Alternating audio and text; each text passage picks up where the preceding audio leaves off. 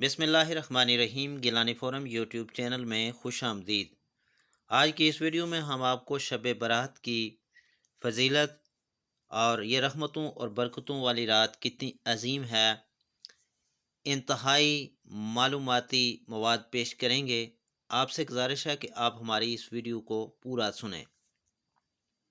लफ्ज़ शब फ़ारसी ज़ुबान का लफ्ज़ है जिसके मानी है रात, और बारात अरबी ज़ुबान का लफ्ज़ है, यानी बारात अरबी ज़ुबान का लफ्ज़ है जिसके मानी है आज़ादी। इस शब को शब बारात इसलिए कहते हैं क्योंकि इस रात में अल्लाह ताला बनु कल्ब की बकरियों के बालों के बराबर लोगों को जहन्नम से नजात देता है। सरकार मदीना सल्लल्लाहु अलैहि वसल्लम के मामूलात हज़रत उम्मुल मोमिनीन हज़रत सैयदा आयशा सदीक़ा रज़ी अल्लाह ताला अन्हा फरमाती हैं कि मैंने हुज़ूर अक़दस सल्लल्लाहु अलैहि वसल्लम को शाबानुल मुअज़्ज़म से ज़्यादा किसी महीने में रोज़े रखते ना देखा। यह तिरमिज़ी की जिल्द दोम सफ़ा नंबर 182 और हदीस नंबर 736 है। आप रज़ी अल्लाह ताला अन्हा मज़ीद फरमाती हैं कि एक रात मैंने हुज़ूर नबी करीम सल्लल्लाहु अलैहि वसल्लम को ना पाया। मैं आप सल्लल्लाहु अलैहि वसल्लम की तलाश में निकली तो आप मुझे जन्नतुल बकी में मिल गए। नबी अकरम सल्लल्लाहु अलैहि वसल्लम ने फरमाया, बेशक अल्लाह ताला शाबान की 15वीं शब रात आसमान दुनिया पर तजल्ली फरमाता है, पस कबीला बनी कल्ब की बकरियों के बालों से भी ज़्यादा लोगों को बख्श देता है।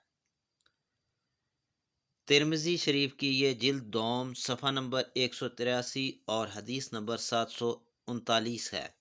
मालूम हुआ कि शब बारात में इबादत करना, कब्रस्तान जाना सुन्नत है, लेकिन इसके साथ ये भी मालूम होना चाहिए कि शब बारात या 15 शाबान की निस्फ रात में कब्रस्तान जाने का इल्तज़ाम करना और ना जाने वालों को बुरा समझना बिदअत है।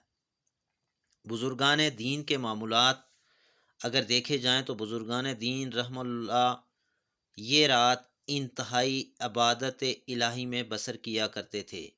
हज़रत सैयदना खालिद बिन मादान, हज़रत सैयदना लुकमान बिन आमर और हज़रत इसी तरह दीगर बुज़ुर्गान रहमतुल्लाह शाबानुल मुअज़्ज़म की 15वीं शब रात को यानी अच्छा लिबास पहनते, खुशबू सुरमा लगाते और रात मस्जिद में जमा होकर इबादत किया करते थे। अमीरुल मोमिनीन हज़रत सैयदना उमर बिन अब्दुल अज़ीज़ अलैहिर्रहमा 20 शब बारात में इबादत में मसरूफ़ रहा करते थे। अगर अहले मक्का के मामूलात की बात की जाए तो 3री सदी हिजरी के बुज़ुर्ग हज़रत अबू अब्दुल्ला मोहम्मद बिन इसहाक़ फ़ाक़ही अलैहिर्रहमा अलकवी फरमाते हैं कि जब शब बारात आती तो अहले मक्का का आज तक ये तरीक़ा कार चला आ रहा है कि मस्जिद हराम शरीफ में आ जाते और नमाज अदा करते, तवाफ़ करते और सारी रात इबादत और तलावत कुरान में मशगूल रहते। इनमें बाज़ लोग 100 रकत नमाज नफल इस तरह अदा करते कि हर रकत में सूरह फातिहा के बाद 10 मरतबा सूरह इखलास पढ़ते, ज़मज़म शरीफ पीते, इससे गुस्ल करते और इसे अपने मरीज़ों के लिए महफूज कर लेते और इस रात में इन अमाल के ज़रिए खूब बरकतें समेटते। दलील इसकी यह है जी कि सूरत दुहान की इब्तदाई आयत का हवाला दिया जाता है। हालांकि इन आयत में शब बारात नहीं बल्कि शब कदर का जिक्र फरमाया गया है और तकदीर के फ़ैसले होने का बयान नहीं बल्कि फ़रिश्तों में तकदीर के फ़ैसले तकसीम होने का बयान है। तकदीर के फ़ैसले तो अज़ल से हो चुके हैं और कायनात की पैदाइश से 50,000 साल पहले तकदीर लिखी जा चुकी है। चलिए सूरत दुहान की इब्तदाई आयत का मतालिया करते हैं। इन आयत में 3 अमूर का बयान किया गया है। नंबर 1 ये कि कुरान मुबारक रात में नाज़िल हुआ। नंबर 2 इस शब में तमाम पर हिकमत अहकामात फ़रिश्तों में बांट दिए जाते हैं। नंबर 3 इस शब में रहमत का नुज़ूल होता है। कायदा है कि अल कुरान यफसर बाज़ा बादा یعنی قرآن کا ایک حصہ دوسرے حصے کی وضاحت کرتا ہے، سو ان آیات کی تفسیر قرآن ہی کی روشنی میں دیکھتے ہیں۔ سورۃ القدر میں انہی تین امور کا بیان اس طرح ہے: قرآن قدر یعنی عظمت والی شب میں نازل ہوا، اور نمبر 2 یہ کہ مخلوقات کے لیے اگلے لیلۃ القدر تک جو کچھ تقدیر میں لکھا ہے فرشتے اسے لے کر اترتے ہیں۔ اس شب میں سلامتی کا نزول ہوتا ہے۔ یہ معمہ تو حل ہو گیا کہ لیلۃ المبارکہ لیلۃ القدر کا دوسرا نام ہے۔ یہ شب کس ماہ میں ہے؟ قرآن مقدس کہتا ہے کہ قرآن ماہ رمضان میں نازل ہوا ہے۔ البقرہ آیت نمبر 185، اور یہ تو معلوم ہی ہے کہ لیلۃ القدر رمضان میں ہوتی ہے، شعبان میں نہیں۔ 15ویں شعبان کی شب۔ تفسیر احکام القرآن جلد دوم صفحہ پر امام ابن العربی مالکی 15ویں شعبان کی رات کی تمام احادیث کو مردود قرار دیتے ہوئے رقم تراز ہیں۔ آپ لکھتے ہیں کہ نصف شعبان کی شب کے بارے میں کوئی ایسی حدیث نہیں جس پر اعتماد کیا جا سکے، نہ اس شب کی فضیلت میں اور نہ موت و زندگی لکھنے کے بارے میں، سو ان روایات کی طرف قطعاً توجہ نہ دو۔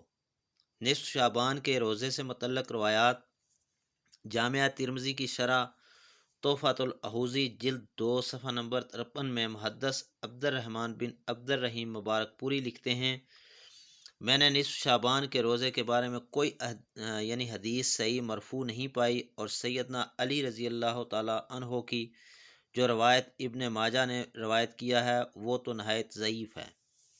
نصف شعبان کی رات یعنی نصف شعبان کی نماز۔ علامہ شبیر احمد عثمانی فتح الملہم شرح مسلم جلد 3 صفحہ نمبر 174 میں رقم تراز ہیں۔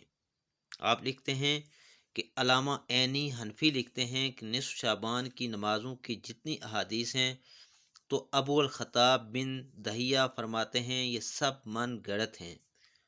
نصف شعبان کی شب بارے جتنی بھی روایات ہیں سب قطعی، یعنی نصف شعبان مغفرت کی رات۔ نصف شعبان کی شب کو مغفرت کی رات قرار دینے کے لیے یار لوگ ترمذی سے روایت نقل فرماتے ہیں کہ نصف شعبان کی رات کو اللہ بنو کلب کی بکریوں کے بالوں سے زیادہ لوگوں کی مغفرت فرماتا ہے، لیکن اسی روایت کے تحت اللہ کا طلوع ہونا۔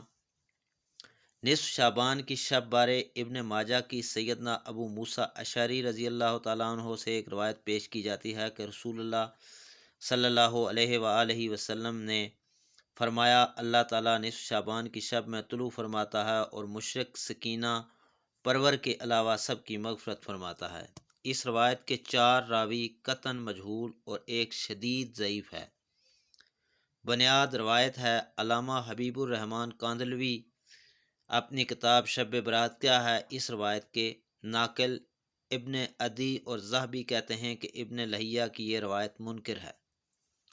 نصف شعبان کی شب کو مغفرت کی رات قرار دینے کے لیے یار لوگ ترمذی سے مردود روایت نقل فرماتے ہیں۔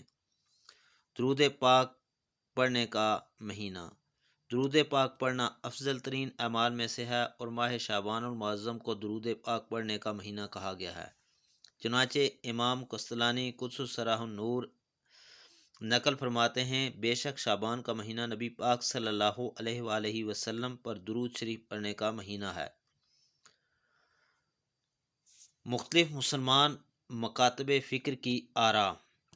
اگر اہل حدیث کے حوالے سے بات کی جائے تو علامہ ابن تیمیہ سے نصف شعبان کی رات نماز کے بارے میں سوال کیا گیا تو ابن تیمیہ نے جواب دیا کہ اس رات میں کوئی تنہا یا مخصوص جماعت کے ساتھ نماز پڑھے جیسا کہ اسلاف کے بہت سے لوگوں کا یہ معمول تھا تو یہ اچھا عمل ہے۔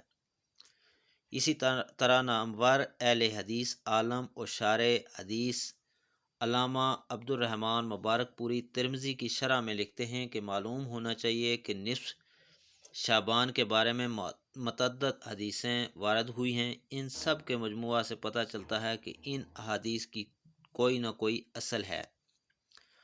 اور اگر اہل تشیع کی بات کی جائے تو اہل تشیع کا عقیدہ ہے کہ 15 شعبان 255 ہجری کو امام مہدی کی پیدائش ہوئی، اور وہ اس رات امام مہدی کے جلد آنے کی دعائیں کرتے ہیں اور خوشی مناتے ہیں۔ تقسیم امور کی رات۔ حضرت محمد صلی اللہ علیہ وآلہ وسلم نے فرمایا کہ ایک شعبان سے دوسرے شعبان تک لوگوں کی زندگی منقطع کرنے کا وقت اس رات میں لکھا جاتا ہے، یہاں تک کہ انسان شادی کرتا ہے اور اس کے بچے پیدا ہوتے ہیں، حالانکہ اس کا نام مردوں کی فہرست میں لکھا جا چکا ہوتا ہے۔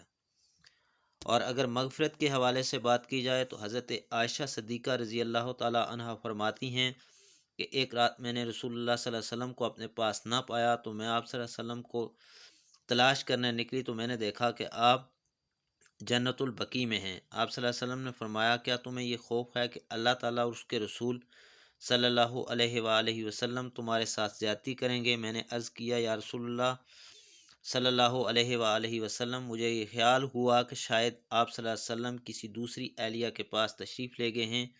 آقا و مولا صلی اللہ علیہ وسلم نے فرمایا بے شک اللہ تعالیٰ شعبان کی 15ویں شب آسمان دنیا پر جلوہ گر ہوتا ہے اور قبیلہ بنو کلب کی بکریوں کے بالوں سے بھی زیادہ لوگوں کی مغفرت فرماتا ہے۔ رحمت کی رات۔